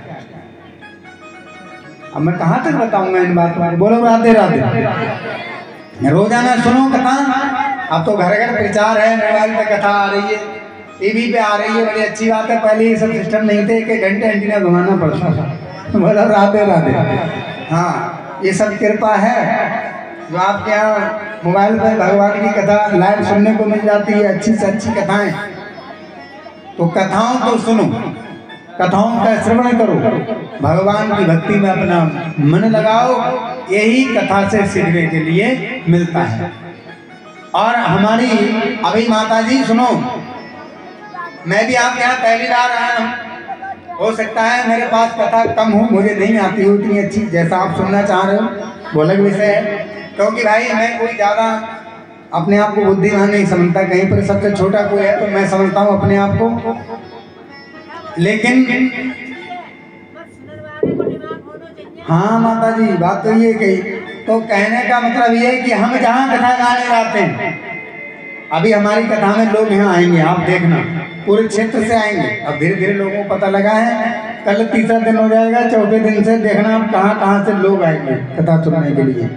जो आपको भीड़ मालूम पड़ती है टेलीकास्ट कथाओं में, वो उस जगह की नहीं होती है। हजारों कलश होते हैं, 20-20 गांव से वो कलश वाले मिलाए जाते हैं, वो कलश यात्रा शोभा यात्रा होती है। अब गांव में समझाया जाता है कि भैया तुम मत उठाइयो, तुम्हारे यहाँ सूतक लग गया है, तुम्हारे यहाँ शौर हो गई है, ये बातें चलेंगी।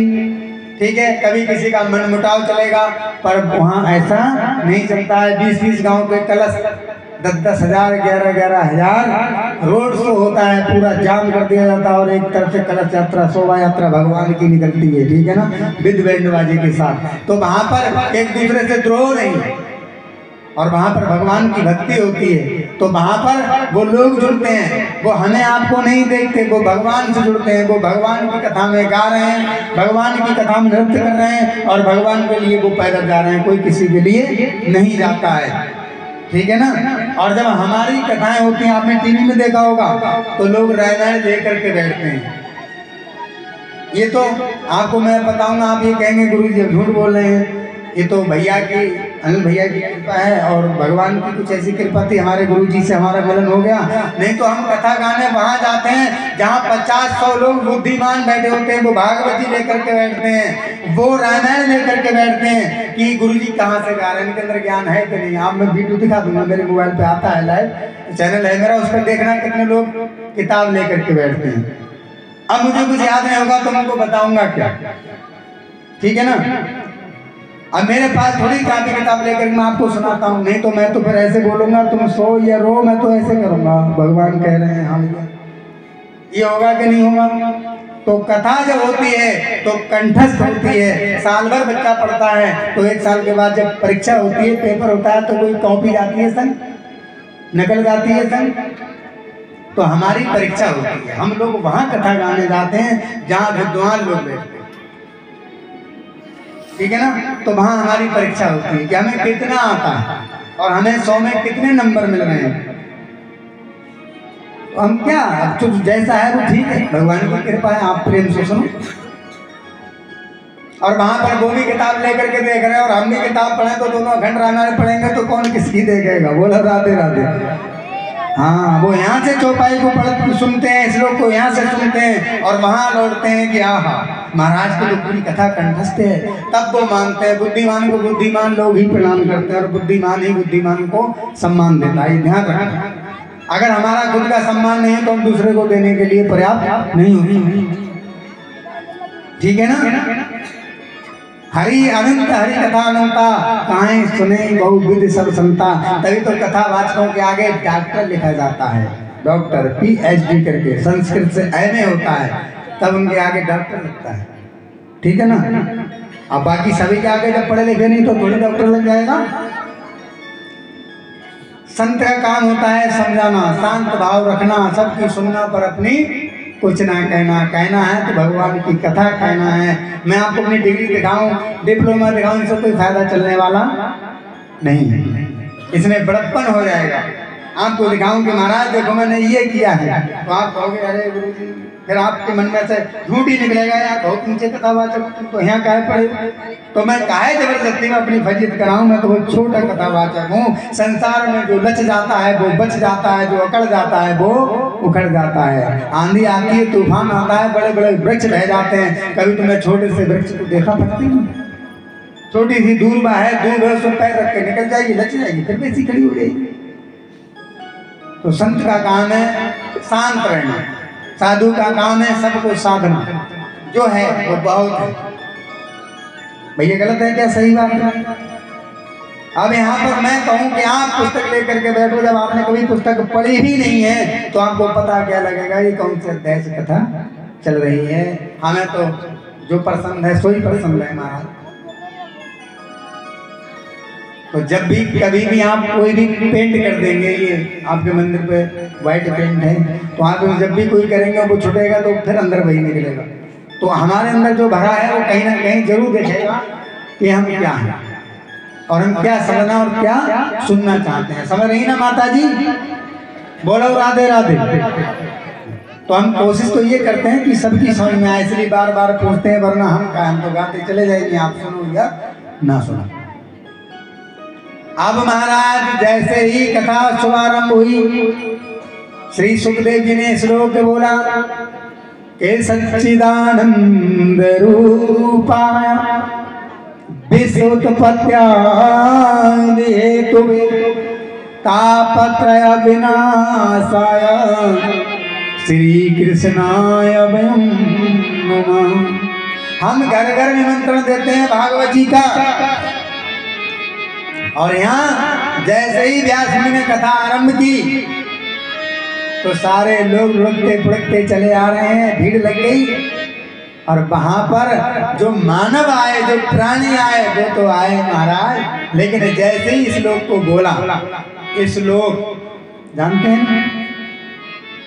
हमारे यहाँ 3 लोक 14 भवन है।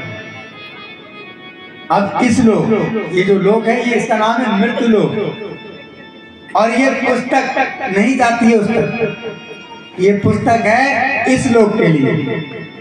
जब भी हम कोई धर्म ग्रंथ को पढ़ेंगे, श्रीमद् भागवत कथा हो, शिव पुराण हो, अग्नि पुराण हो, पद्म पुराण हो, स्कंद पुराण हो, ब्रह्म वैवर्त पुराण हो, कोई भी पुराण हो, देवी पुराण हो, जब भी आप इसे पढ़ेंगे तो चाहे गरुड़ पुराण हो, माता जी थोड़ा शांत रहो, तो उस पर पहले लिखा होता है श्लोक, मतलब ये पुस्तक इस श्लोक में पढ़ने के लिए है। और इस श्लोक में जब पढ़ करके जाओगे, भगवान की कथा स्मरण करके जाओगे, तो उस श्लोक में भगवान मिल जाएंगे। इस श्लोक से उस श्लोक जाना। दोहा, इस श्लोक के बाद होता है दोहा। दो ही हैं, परमात्मा और एक जीवात्मा। फिर होता है छंद। आप इस श्लोक में परमात्मा के श्लोक को उसे छंद बना लीजिए। छंद जानते हैं, माताएं गाती हैं छंद, माने हम भी लोग छंद में, रामायण में है छंद, तो छंद बनाइए, क्षण क्षण उसे रटिए। और फिर आता है सोरठा, भगवान के राम का चरित्र, भगवान कृष्ण का चरित्र, भगवान की भक्तों की महिमा क्षण क्षण रटिए, उनका सोरठ कर दीजिए। सोरठा का अर्थ होता है सोरठ कर दीजिए। राम कथा में होती है चौपाई। जब आप ये सब सोरठ कर देंगे तो आपको धर्म, अर्थ, काम, मोक्ष की प्राप्ति हो जाएगी, जब आप चौपाई गाएंगे।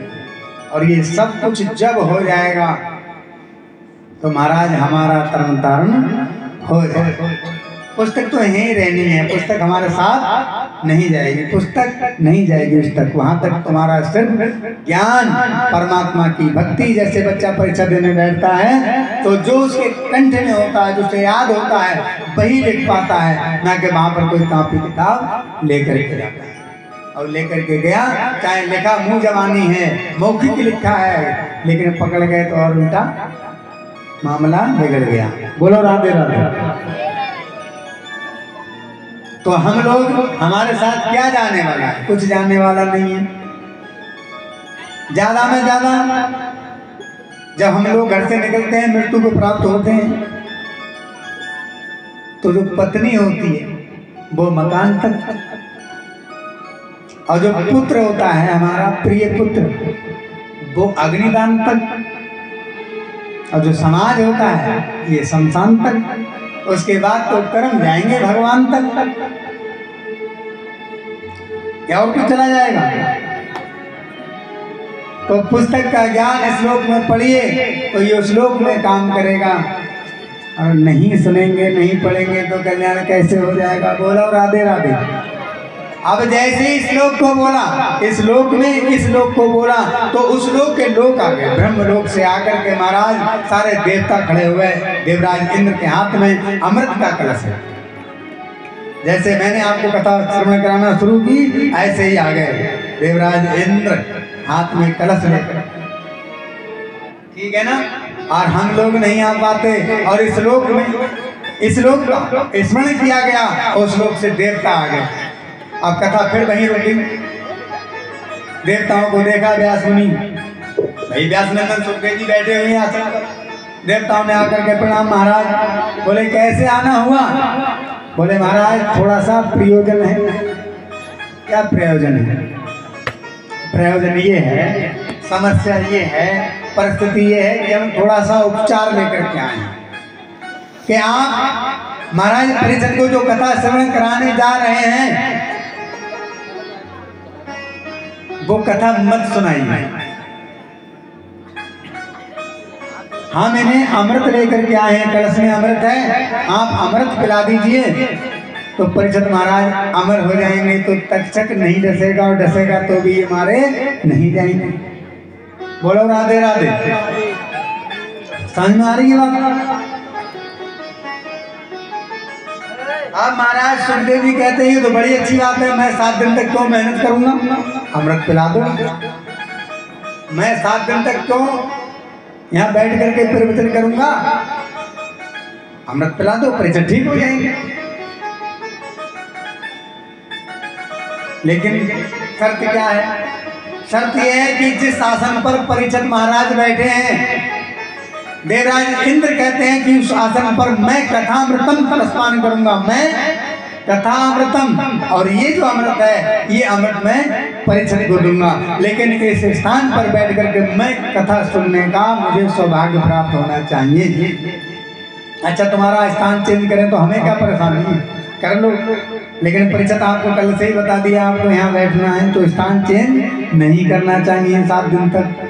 तो सुखदेव जी ने कहा कि देवराज मैं तो मना कर नहीं रहा हूँ, यदि तुम ऐसा कुछ लेकर के आए अच्छी बात है कि परिषद भी 7 दिन तक यहाँ बैठे रहेंगे और मैं भी बैठा रहूँगा संग में, ये ऋषि मुनि, ये सभा लगी रहेगी, पिला दो अमृत। परिषद से पूछो। महाराज परिषद से जैसे ही पूछा गया क्या आप कथा को छोड़कर, कथा अमृत को छोड़कर क्या आप अमृत पीना पसंद करेंगे? वहां परिषद महाराज, परिषद ने कहा प्रभु नहीं, मुझे अमर नहीं होना है, मुझे अमृत नहीं पीना है, मुझे कथा अमृत चाहिए, कथा अमृतम, मुझे अमृत चाहिए लेकिन कथा का अमृत चाहिए, मुझे ये साधारण अमृत नहीं चाहिए। अब महाराज सुखदेव जी क्या कहें?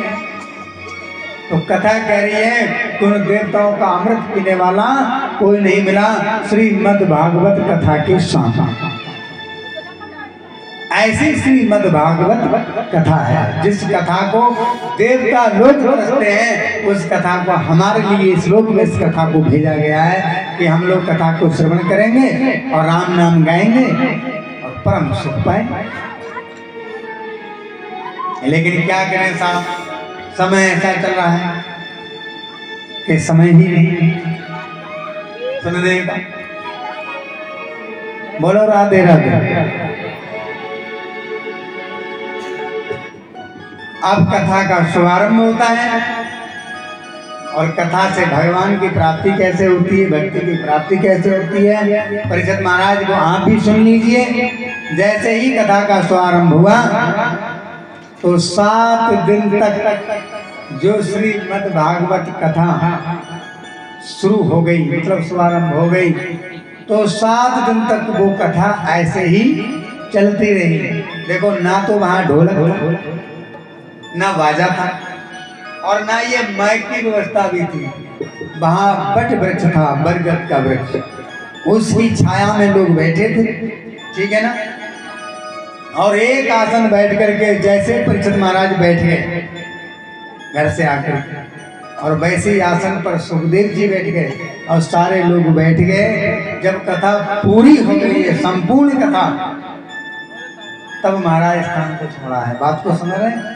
और हमारे यहाँ इस कलिकाल में 7 दिन कौन बैठ सकता है? 7 घंटे भी नहीं बैठ सकते हम लोग, 3-4 घंटे में उब जाते हैं कि नहीं। तो बोले महाराज सब लोग कथा सुन रहे हैं, इतनी कथा हो रही है पर कल्याण नहीं, तो इसलिए कथा को बार बार सुनना चाहिए। क्योंकि कम से कम 7 दिन, यानी कि एक दिन में 24 घंटे, 12 दिन में 24 घंटे होंगे, तो 7 दिन में कितने घंटे हो जाएंगे? इतने दिन तक कथा चली। उस समय तक ना किसी ने जल पिया और ना महाराज चाय बनी और ना भोजन किया, कुछ भी नहीं हुआ, सिर्फ और सिर्फ कथा चली। बात को समझ रहे हैं ना। एक आसन बैठ करके श्री सुखदेव मुनि ने राजा परीक्षित को वो कथा श्रवण कराई, जिसमें 335 अध्याय, 18,000 श्लोक, एक ही बार में संपूर्ण कथा को श्री सुखदेव जी ने राजा परीक्षित के सन्मुख उस कथा को कहा। पर इतना समय हम लोग नहीं बैठ सकते, इसलिए इस कथा को कम से कम 6 महीने में, और ज्यादा नहीं तो 1 वर्ष में, हर प्राणी को पूर्ण कथा पढ़नी या सुननी चाहिए। अब पूर्ण कथा कैसे मिले सुनने को? घर में हो पुस्तक और एक अध्याय यदि आपने रोजाना पढ़ा तो 335 अध्याय हैं और हमारे दिन होते हैं 365। तो हम एक अध्याय यदि रोजाना पढ़ेंगे तो हमें श्रीमद् भागवत कथा से जो मिलना है, भक्ति, ज्ञान, वैराग्य इत्यादि जो भी है, वो हमें 1 साल में पूरा ज्ञान हो जाएगा। ये सबका पढ़ने का परमो धर्म है। बात समझ में आ रही है? जैसे कभी कभी मानस पाठी लोग होते हैं, रोजाना रामायण पढ़ते हैं, तो जिसको जो अच्छा लगता है, हमारे 18 प्राण हैं, उनमें से किसी को, कोई शंकर जी को मानता है, कोई कृष्ण जी को मानता है। हम एक जगह कथा गाने गए तो वहां पर एक लोग आए, बैठे हुए थे हम इसी 4 से वहां पर। तो दोपहर में कथा, मतलब शाम को कथा सुनी, दोपहर में आए, बोले गुरुजी थोड़ी बात पूछना चाह रहे थे। तो हमने कहा पूछो। तो उनके जैसे 2-4 और लोग थे संग, हम तो वहां अकेले बैठे। बोले गुरुजी एक बात समझ में नहीं आता, भगवान एक है कि अनेक है? हाँ, लोगों का संशय होता है तो ये पूछते हैं कि भगवान एक है कि अनेक है। अच्छा, मैं आपसे पूछूं, भगवान एक है कि अनेक है? जोर से बोल जाओ तो। एक भगवान एक है कि अनेक? बंद करना जरा एक सुर में सब लोग बोल जाओ, एक है कि अनेक है? एक। ठीक। तो वही प्रश्न उन्होंने मुझसे पूछा कि गुरुजी भगवान एक है कि अनेक है? तो मैंने कहा इस बात को तो आप भी जानते हो। तो बोले नहीं, हम जानते नहीं, जानते हो तो गुरुजी आपसे क्या है पूछते, आप कथा सुनाते हो, आप भगवान की ज्यादा जानकार हो, मैंने भगवान के नहीं कथा की जानकार हैं थोड़े बहुत, हम आपको बता देंगे। तो बोले बताओ, ये हजारों लोगों को बैठ करके आप सुनाते हो, तो हमें कहाँ पता है, आप बताओ भगवान एक है कि अनेक है? तो हमने कहा भगवान तो एक है। तो बोले ये कोई बात हमारी पूरी बैठी नहीं, हमने क्यों? तो बोले भगवान एक है, ये तो सब कहते हैं, लेकिन आप सिद्ध करो भगवान एक है। तो कोई गणेश जी, कोई शंकर जी, कोई पार्वती जी, कोई दुर्गा मैया, ये सबको अलग अलग क्यों मानते हैं? बात तो उसकी भी ठीक थी, उसकी बुद्धि के लायक ठीक है नहीं थी। तो हमने कहा बात सही भी है भैया। तो बोले आप हर बात में हाँ कर रहे हो, आप बताओ। तो हमने कहा चलो आपसे आप ही की भाषा में फिर पूछना पड़ेगा। तो बोले पूछो। हमने लगा कि इनके पास कोई उत्तर थोड़ी होगा, उन्होंने कहा पूछो। हमने कहा आप ही की तरह पूछेंगे। बोले जैसे चाहो वैसे पूछो। बेटा थोड़ा शांत हो जाओ जिज्जी, बोल दो। उन्होंने कहा कि पूछो। तो हमने कहा भैया ये बताओ तुमने कैसे सिद्ध किया कि भगवान एक या अनेक हैं? तो उनके साथ में जो लोग थे ना, उनसे बोले सब लोग आंखें बंद करो, नेत्र बंद करो। सबने नेत्र बंद किए और बोले बताओ तुम्हारे भगवान कौन है?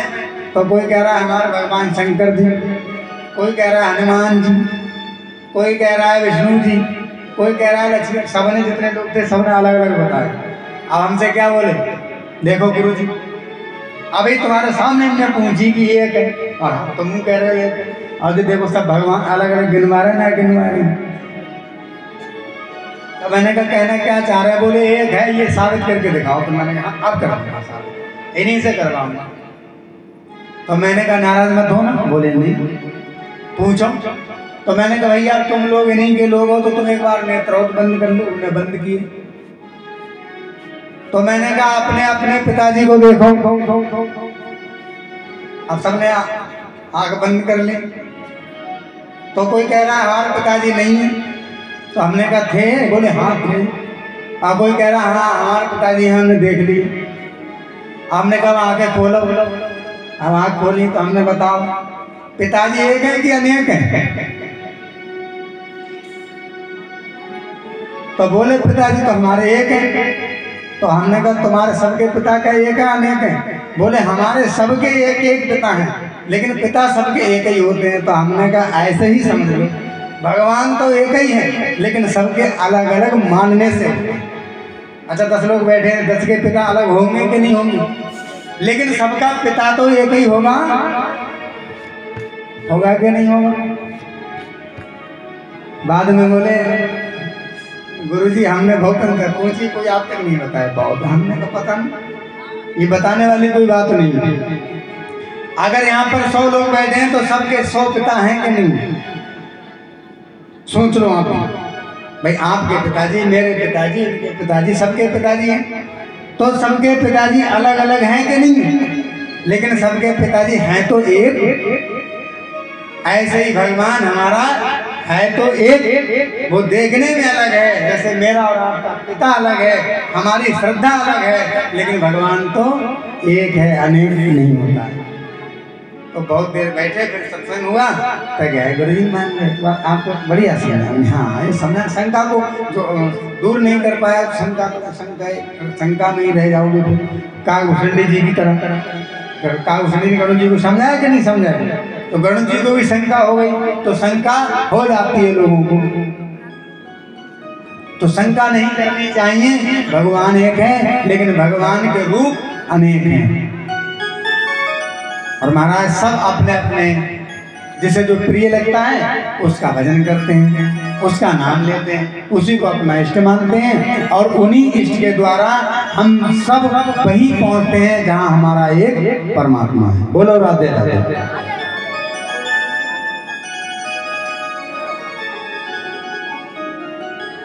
सबसे पहले जब देवराज इंद्र चला गया, कलश वापस हो गया। वो धन्य भक्त थे जिन्होंने भगवान की कथा के सामने अमृत नहीं लिया। अच्छा हमारे जैसे लोग वहाँ होते तो हम तो कहते महाराज कथा फिर सुन लेंगे, जीवन रहा तो अमृत पहले पिलाओ। होता नहीं होता। लेकिन वहाँ परिषद जी ने अमृत को नहीं पिया, वहाँ पर कथा अमृत के सब हुए गए भव से पार लेकर नाम तेरा। सब हुए गए भव से पार लेकर नाम तेरा।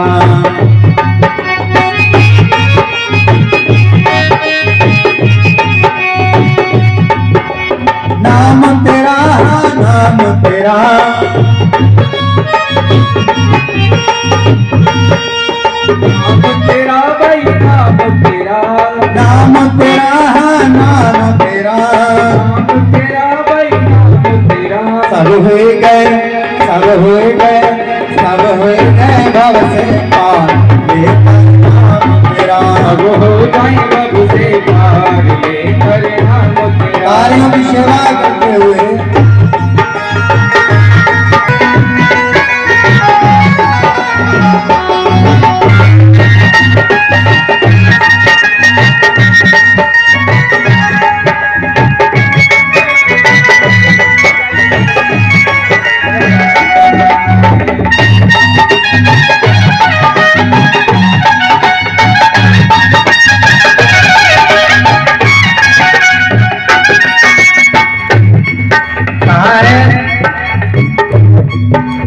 वाल्मीकि दीन दुखीता, वाल्मीकि दीन दुखीता, वाल्मीकि दीन दुखीता, वाल्मीकि दीन दुखीता। पूरे कर्म में सदा लीन था, पूरे कर्म में सदा लीन था। करी रामायण कैया लेकर नाम तेरा। हरे रामायण तैयार लेकर नाम तेरा। नाम तेरा नाम तेरा, नाम तेरा भाई नाम तेरा। सब हो गए सब हो गए सब हो गए भव से पार लेकर नाम तेरा। वो हो जाए कब से पार लेकर नाम तेरा।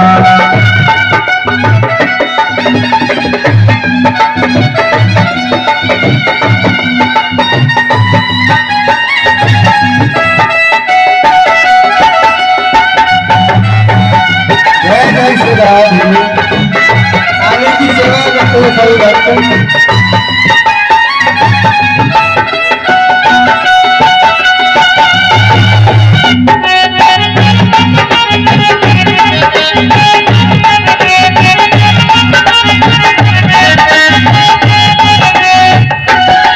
सब हो गए सब हो गए सब हो गए भव से पार लेकर नाम तेरा। सब हो गए भव से पार लेकर नाम तेरा।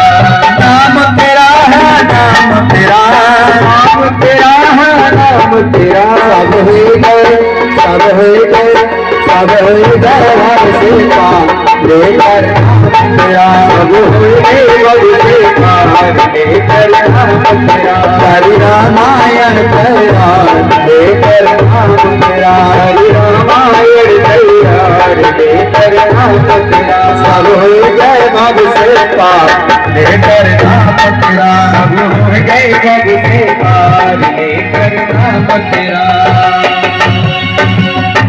कौन कौन पार हुए?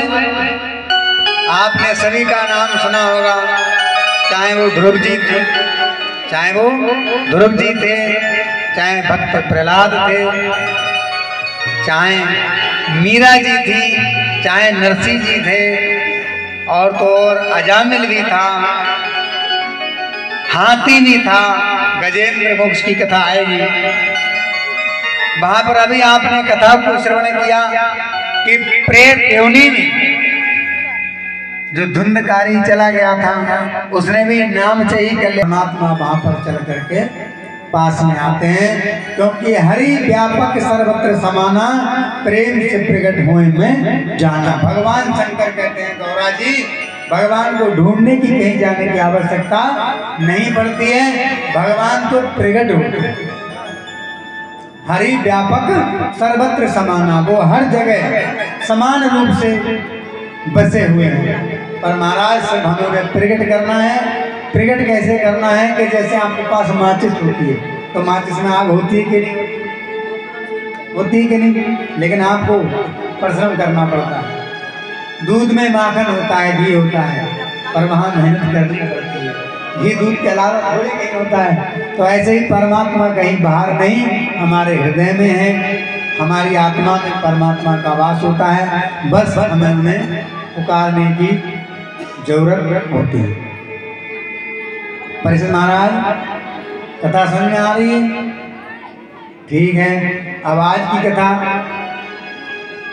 और आगे बढ़ाओ, यहीं विराम करूं। उनसे थोड़ी मैं कह रहा हूं कि उनको और बढ़ाओ।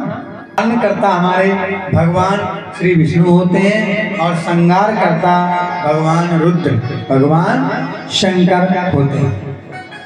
ये सब श्री सुखदेव जी ने राजा परीक्षित को सुनाया। रुद्र भगवान के जो गण होते हैं, प्रेत होते हैं, इनका भोजन इत्यादि बताया कि कहाँ होता है, कैसे